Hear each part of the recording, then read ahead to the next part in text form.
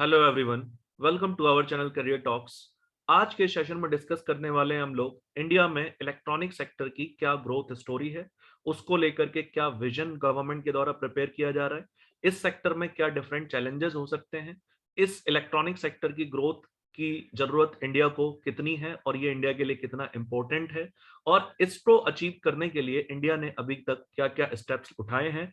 इसी कॉन्टेक्स्ट में डिस्कस करेंगे हम लोग आज के अपने सेशन को। तो चलिए स्टार्ट करते हैं हम लोग अपने आज का सेशन। देखो, इस न्यूज को मैं आप लोगों के साथ इसलिए डिस्कस कर रहा हूं क्योंकि रिसेंटली में जो अपनी ministry of electronics and IT है और India cellular and electronics association है, इन दोनों के द्वारा मिल करके एक रोड मैप और एक विजन डॉक्यूमेंट को यहाँ पे पब्लिश किया गया है। और इस विजन डॉक्यूमेंट को पब्लिश करने के प्रोसेस में जो हमारे पुराने टारगेट्स थे इलेक्ट्रॉनिक्स प्रोडक्शन को लेकर के, उन टारगेट्स को रिवाइज किया गया है। तो सबसे पहले समझते हैं कि हमारे पुराने टारगेट आखिर थे क्या।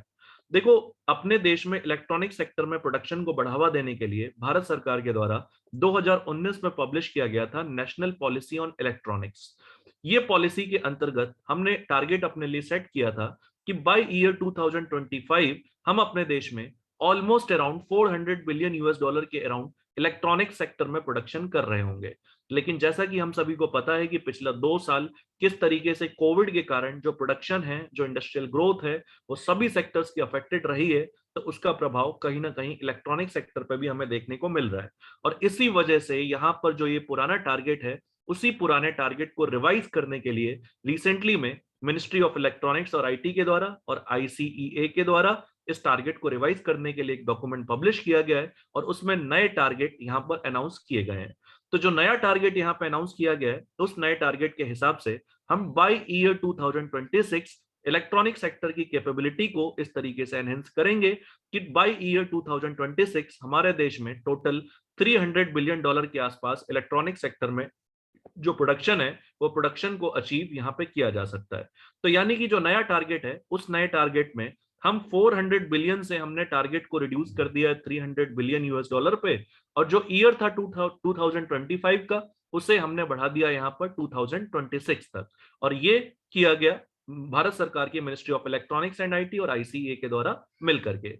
अब आईसीए क्या है? तो आईसीए के बारे में आप ध्यान रखिएगा, ये एक एपेक्स इंडस्ट्री बॉडी मानी जाती है इंडिया में। Mobile electronics industry, mobile industry और इलेक्ट्रॉनिक्स इंडस्ट्री के जितने भी मैन्युफैक्चरर्स हैं, उनके लिए ये एक एपेक्स इंडस्ट्री बॉडी मानी जाती है।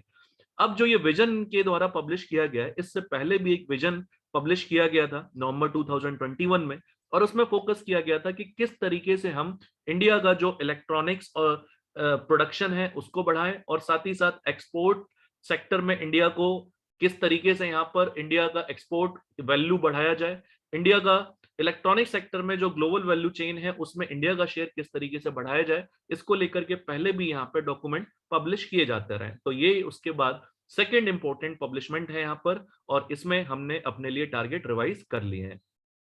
देखो, अभी भी जो हमारे टारगेट हैं, वो टारगेट हमारे काफी सिग्निफिकेंट टारगेट है, क्योंकि अभी भी हम जिस लेवल पे इलेक्ट्रॉनिक्स प्रोडक्शन को कर रहे हैं, करंट लेवल के हिसाब से भी अगर हम देखें 2026 में अगर हम अपने टारगेट को अचीव करते हैं 300 बिलियन यूएस डॉलर के टारगेट को, तो उस कॉन्टेक्स्ट में भी ये सिग्निफिकेंट इंक्रीज माना जाएगा। और ये माना जा रहा है कि अगर इस टारगेट को हमने पूरा कर लिया तो करंट लेवल से हम प्रोडक्शन में 400% इंक्रीज का जो लेवल है, वो लेवल यहाँ पे अचीव कर पाएंगे। और इसमें सबसे बड़ा जो रोल प्ले करने वाला है, वो मोबाइल मैन्युफैक्चरिंग सेक्टर प्ले करने वाला है।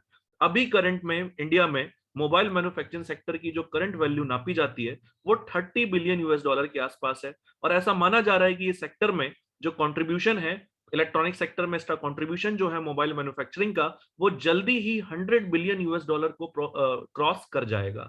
तो जो 40% का एम्बिशियस ग्रोथ हम टारगेट करके चल रहे हैं, इसकी बहुत इंपॉर्टेंट भूमिका होगी इस टारगेट को अचीव करने में, जहां पे हम चाह रहे हैं कि 400% इंक्रीज करके प्रोडक्शन को हम यहां पर जो 300 बिलियन यूएस डॉलर का टारगेट है, उस टारगेट को अचीव करें। अब यहां पर केवल मोबाइल मैन्युफैक्चरिंग के दम पे ही हम ये टारगेट अचीव नहीं करेंगे, हमारे और भी विजन है इसमें। तो यहां पर हम इंडिया इलेक्ट्रॉनिक्स मैन्युफैक्चरिंग के सेक्टर में जो ग्रोथ हम चाह रहे हैं, वो मोबाइल फोन से तो चाह ही रहे हैं, साथ ही साथ आईटी हार्डवेयर जैसे कि लैपटॉप हो गया, टैबलेट्स हो गए, फिर उसके बाद ऑटो इलेक्ट्रॉनिक्स हो गए, consumer TV and audio electronics हो गए, एलईडी हो गया, फिर उसके बाद प्रिंटेड सर्किट बोर्ड असेंबली हो गई, वियरेबल एंड टियरेबल टेलीकॉम इक्विपमेंट हो गए। इन सभी सेक्टर में जो है एक्चुअली हम अपनी ग्रोथ को रजिस्टर करना चाहते हैं, और इसी तरीके से इन सभी के कंट्रीब्यूशन से ही हम $300 बिलियन का जो टारगेट है वो टारगेट अचीव कर पाएंगे। अब हम एक बात समझते हैं कि ये हमारे लिए जरूरी क्यों है, ये हमारे लिए आखिर क्या मायने रखता है, इसकी इंपॉर्टेंस जो है वो इंपॉर्टेंस क्या।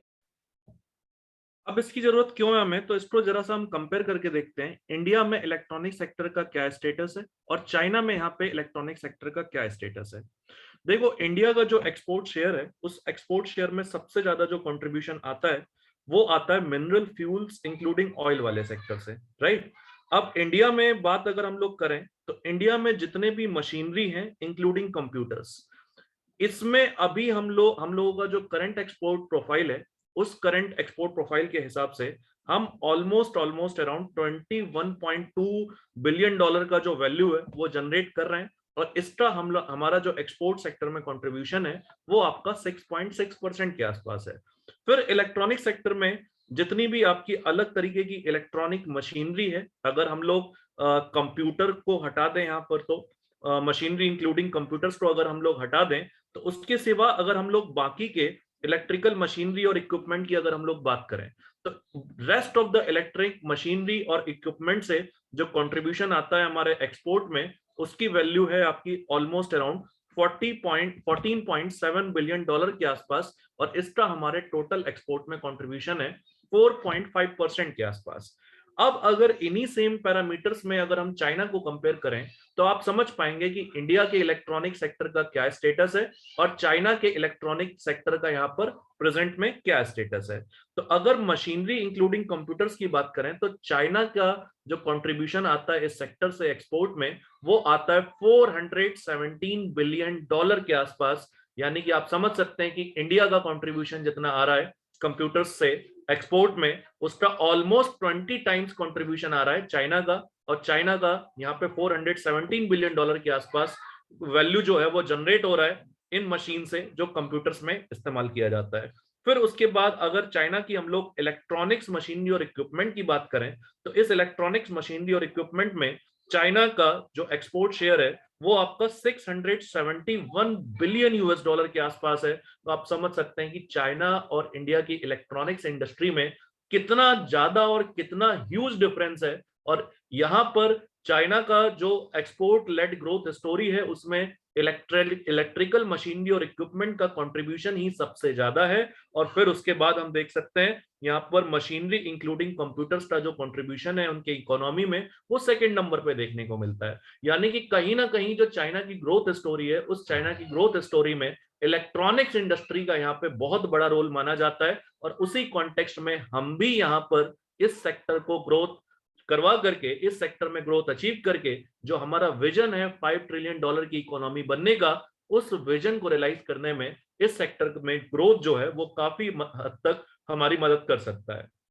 नेक्स्ट थिंग ये है भाई, नेक्स्ट थिंग यहाँ पर ये है इस तरीके से कि जो हमारा मैक्सिमम इंपोर्ट भी होता है चाइना से, उस मैक्सिमम इंपोर्ट में भी हम देख रहे हैं कि ज्यादातर जो प्रोडक्ट्स हम लोग इंपोर्ट करते हैं चाइना से, वो आपके इलेक्ट्रॉनिकल प्रोडक्ट्स ही देखे जाते हैं। तो यानी कि इलेक्ट्रॉनिक सेक्टर में हम लोग काफी हद तक यहाँ पे चाइना पे डिपेंडेंट हैं। और वो हमारे लिए एक सिक्योरिटी कंसर्न भी है। अगर उन्होंने कल को हमारे लिए एसेंशियल इलेक्ट्रॉनिक इक्विपमेंट को सप्लाई करना बंद कर दिया, तो उस समय पर हमारे काफी सारे इंडस्ट्री जो है वो यहाँ पे अफेक्टेड हो सकते हैं। तो इसी वजह से हमें इंडिपेंडेंसी अचीव करने के लिए भी चाइना के ऊपर डिपेंडेंसी को कम करना पड़ेगा। और उसी कॉन्टेक्स्ट में हम अपने देश में इलेक्ट्रॉनिक्स इंफ्रास्ट्रक्चर को कंटिन्यूसली यहाँ पे बढ़ावा दे रहे हैं, राइट।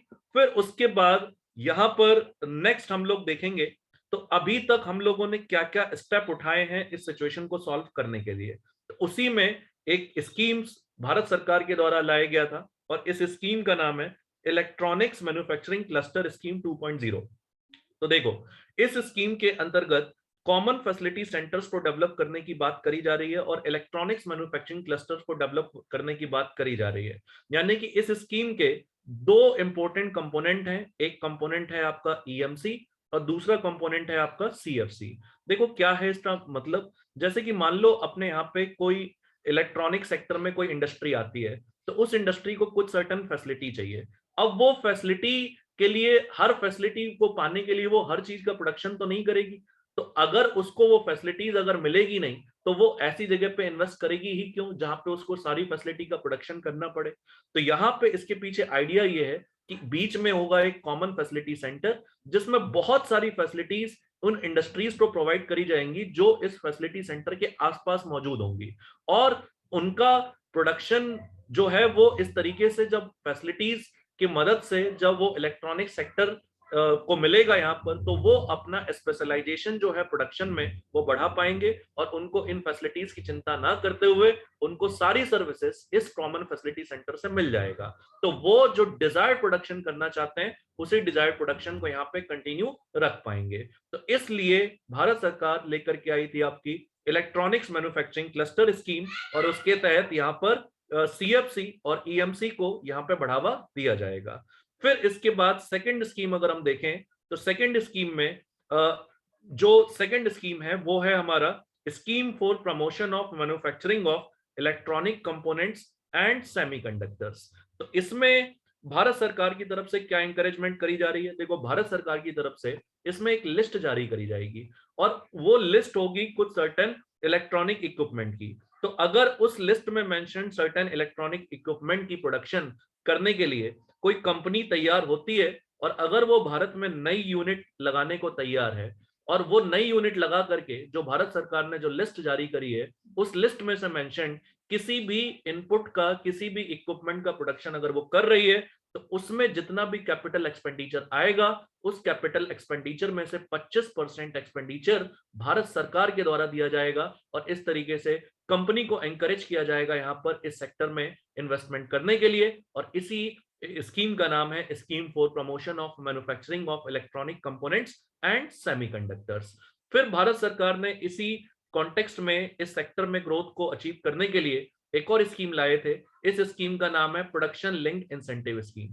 तो प्रोडक्शन लिंक्ड इंसेंटिव स्कीम के तहत भी 4 to 6% का इंसेंटिव यहाँ पर अनाउंस किया गया था कंपनीज के लिए अगर वो कंटिन्यूसली अपनी सेल को बढ़ा पाने में कामयाब होते हैं। तो जैसे कि मैं एक एग्जांपल देता हूं, सपोज करो 2020 में किसी कंपनी का जो टोटल सेल रहा उस सेल की टोटल वैल्यू थी 100 करोड़ और 2022 में आकर के यहाँ पर इस कंपनी ने जो अपनी इंक्रीमेंटल सेल बढ़ाई और टोटल सेल की वैल्यू इनकी 2022 में जाके पहुंच गई 500 करोड़ के आसपास। तो यानी कि इनकी इंक्रीमेंटल सेल कितनी रही?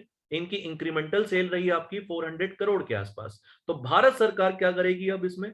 तो ये जो 400 करोड़ की वैल्यू निकल के आई है उसमें 4 to 6% की वैल्यू जितनी भी होती है वो वैल्यू कंपनी को रीइंबर्स कर दिया जाएगा। इतना इतना सपोर्ट भारत सरकार की तरफ से उस कंपनी को दिया जाएगा और एलिजिबल कंपनीज अगले 5 साल तक इसमें फायदा उठा सकती हैं। तो इस तरीके से प्रोडक्शन लिंक्ड इंसेंटिव स्कीम के माध्यम से कंपनी को अट्रैक्ट करने की कोशिश करी जा रही है यहाँ पर कि वो भारत में ज्यादा से ज्यादा यहाँ पे इन्वेस्टमेंट करने को तैयार हो।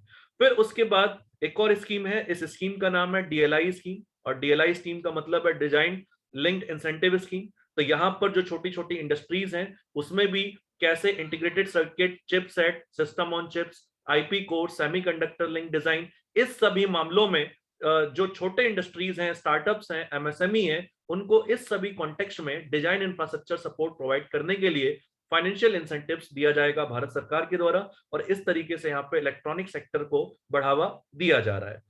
इस सभी कामों के होने के बाद भी भारत के इस सेक्टर में ग्रोथ में कुछ सर्टेन चैलेंजेस जो हैं वो अभी भी रास्ते में रुकावट बन सकते हैं। देखो, सबसे पहला रुकावट क्या है यहाँ पे और सबसे बड़ी दिक्कत क्या है यहाँ पर? इंडिया में अभी भी इतना ज्यादा एडिक्वेट इंफ्रास्ट्रक्चर है नहीं।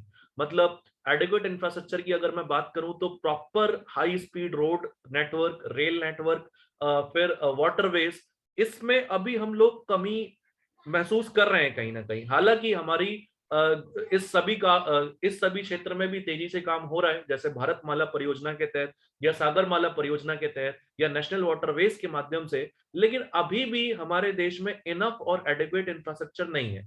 और इनफ और एडिक्वेट इंफ्रास्ट्रक्चर के ना होने के कारण यहाँ पर जो बाहर की कंपनी है वो इतना ज्यादा अट्रैक्ट नहीं हो पाती इंडिया में इन्वेस्टमेंट करने के लिए, क्योंकि अगर ये सब फैसिलिटीज नहीं होंगी तो कंपनी को फेस करना पड़ेगा हाई कॉस्ट ऑफ फाइनेंस अपने इंडस्ट्रीज को सेटअप करने के लिए। चाहे वो इंडियन इंडस्ट्री हो, चाहे वो बाहर की इंडस्ट्री हो। और इस वजह से, क्योंकि इंडिया में अभी इस तरह की इंडस्ट्री को स्टेब्लिश करने के लिए फाइनेंस का कॉस्ट बहुत हाई आ रहा है, इस वजह से यहाँ पर इस सेक्टर में इतना इन्वेस्टमेंट कम रह जा रहा है। अब हाई कॉस्ट ऑफ फाइनेंस आएगा तो जाहिर सी बात है कि जो R&D है, उस R&D की कैपेबिलिटीज भी काफी लिमिटेड हो जाएंगी। कंपनीज इनोवेशन के कॉन्टेक्स्ट में काम नहीं कर पाएंगी, और इसी वजह से इंडिया में हम देखते हैं कि ज्यादातर इलेक्ट्रॉनिक सेक्टर में वो कंपनी है जो असेंबली कर रही है, प्रोडक्शन नहीं कर रही है। वो बाहर से काफी सारे पार्ट्स मंगा करके उनको असेंबल करके फिर इंडिया से सप्लाई कर दिया जाता है। तो असेंबली का काम है, प्रोडक्शन के क्षेत्र में इतना इनोवेशन अभी हमें देखने को नहीं मिल रहा है, क्योंकि जो रिसर्च एंड डेवलपमेंट की कैपेबिलिटी है वो काफी हद तक लो है।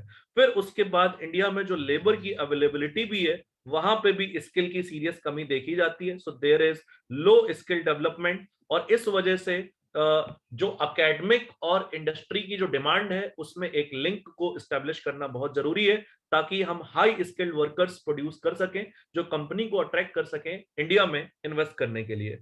फिर उसके बाद इंडिया की बात करें हम लोग, तो इंडिया में प्रोडक्शन होने के बाद भी कहीं ना कहीं कंपनी को डोमेस्टिक सप्लाई चेन और लॉजिस्टिक के इश्यू में भी कोई ना कोई प्रॉब्लम यहाँ पे देखने को मिलती है। और ये डोमेस्टिक सप्लाई चेन और जो लॉजिस्टिक इंफ्रास्ट्रक्चर है हमारा, वो भी अभी इतना स्ट्रांग नहीं है। तो अगर इसको हम अगर प्रॉपरली डेवलप करें तो हम अट्रैक्ट कर सकते हैं इस क्षेत्र में इन्वेस्टमेंट। तो ये हैं कुछ सर्टेन चैलेंजेस, जिन चैलेंजेस की वजह से इंडिया में इलेक्ट्रॉनिक सेक्टर अभी भी बाकी देशों के कंपैरिजन में काफी हद तक कम है। और अगर इन चैलेंजेस को हम दूर कर पाए तो डेफिनेटली हम लोगों ने जो टारगेट डिसाइड किया है $300 बिलियन का टारगेट बाय 2026, इसको हम फाइनली अचीव कर लेंगे। So this was all about growth story of India electronic sector. So that's all from my side, everyone. Thank you. And if you are liking this session, then please like it, subscribe it, and share it with your friends. So that's all from my side, everyone. Thank you and have a good day to all of you.